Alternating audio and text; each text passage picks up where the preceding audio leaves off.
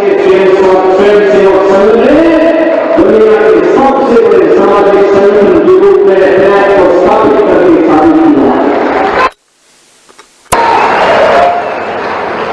एक देश, एक विधान और सब समान, इस भाव को देने वाले बाबा साहब डॉक्टर भीमराव अंबेडकर भी इसी महाराष्ट्र की धरती की देन है।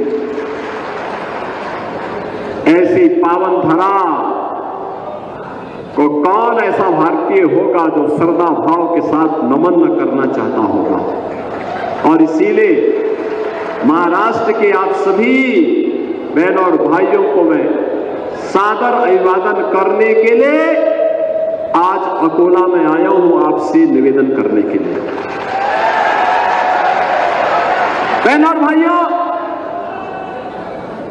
चुनाव अनेक होते हैं। भारत के लोकतंत्र में आप सबको कभी विधानसभा का, कभी लोकसभा का चुनाव करना होता है, कभी स्थानीय निकायों के चुनाव करने होते हैं। परिणाम भी आते हैं, लेकिन कुछ चुनाव महत्वपूर्ण हो जाते हैं, देश के भाग्य के लिए बनाने वाले हो जाते हैं, देश के भाग्य को बिगाड़ने वाले होते हैं। 1946 में भी एक चुनाव ऐसा हुआ था जिसने भारत के भाग्य को बदल दिया था, भारत के भाग्य को दुर्भाग्य में बदल दिया था, भारत का दुर्भाग्यपूर्ण विभाजन हुआ था। तब कांग्रेस सत्ता के प्रति अति लिप्सा में देशवासियों के साथ धोखा करती, मुस्लिम लीग के चंगुल में फंस गई और उसके बाद जो कुछ हुआ वो सबके सामने है। लाखों हिंदू कटे थे, देश का दुर्भाग्यपूर्ण विभाजन हुआ था।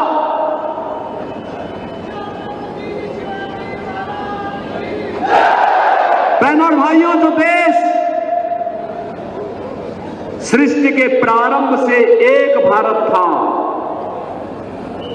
उस भारत के टुकड़े हो गए। लेकिन जो स्वतंत्र भारत हुआ, ब्रिटिशर उसको भी अनेक भागों में बांटना चाहते थे, लेकिन भारत माता के महान सपूत लोह पुरुष सरदार वल्लभ भाई पटेल की युक्ति के कारण अखंड भारत को आज जो स्वरूप हम देख रहे हैं, इसके शिल्पी सरदार वल्लभ भाई पटेल हैं।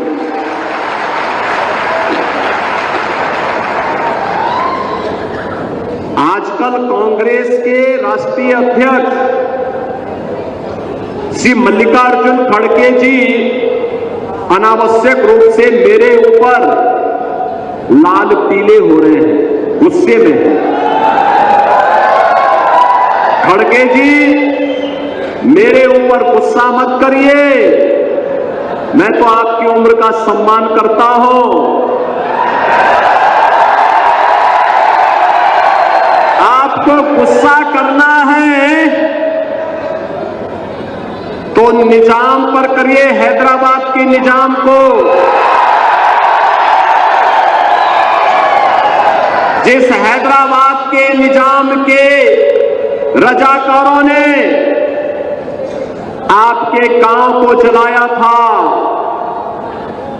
हिंदुओं की निर्मम हत्या की थी, आपकी पूज्य माता को, आपकी बहन को, आपके परिवार के सदस्यों को जलाया था।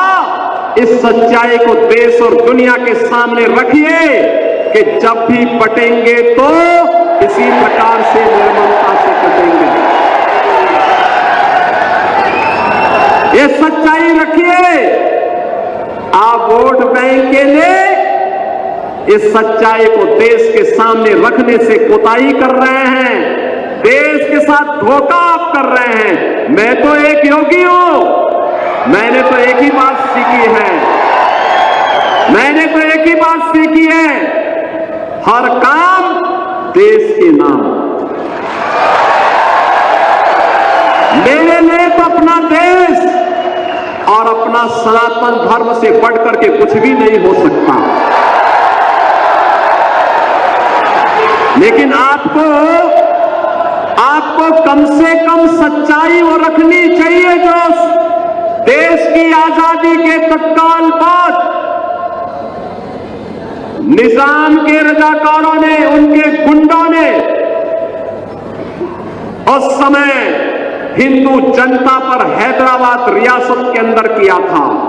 आप इस सच्चाई को छुपाने का काम कर रहे हैं और सच्चाई छुपती नहीं है, वह तो सामने आ ही जाती है।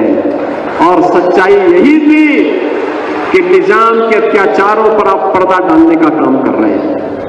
मैंने तो इसीलिए कहा था, बहनों और भाइयों, किसी भी शोभा यात्रा पर रामनवमी की हो, गणपति की शोभा यात्रा हो, पथराव वही होते हैं जहां बटे हैं।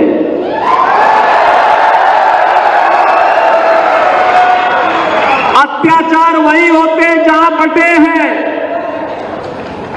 और जहां बटे हैं वहीं कटे भी हैं। ये नया भारत है। अब नया भारत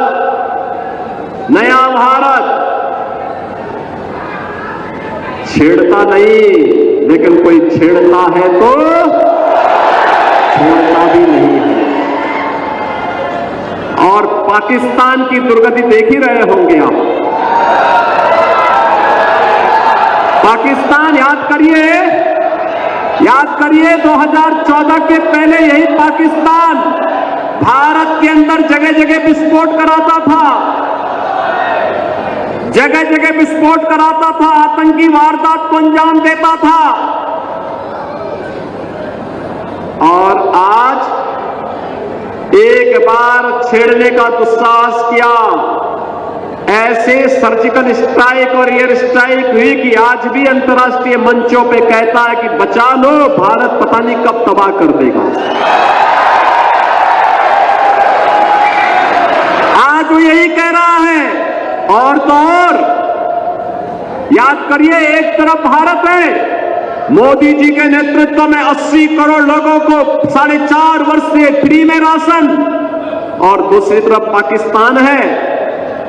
1 जून रोटी के लिए, 1 टुकड़ा रोटी के लिए वहां छीना झपटी चल रही है, लोग भूखों मर रहे हैं। बहनों और भाइयों, इसीलिए कहने के लिए आया हूं, ये नया भारत है, छेड़ता नहीं, लेकिन कोई छेड़ेगा तो उसको छोड़ता भी नहीं है। सीमाएं सुरक्षित हैं। इंफ्रास्ट्रक्चर के लिए नए नए कार्य हो रहे हैं।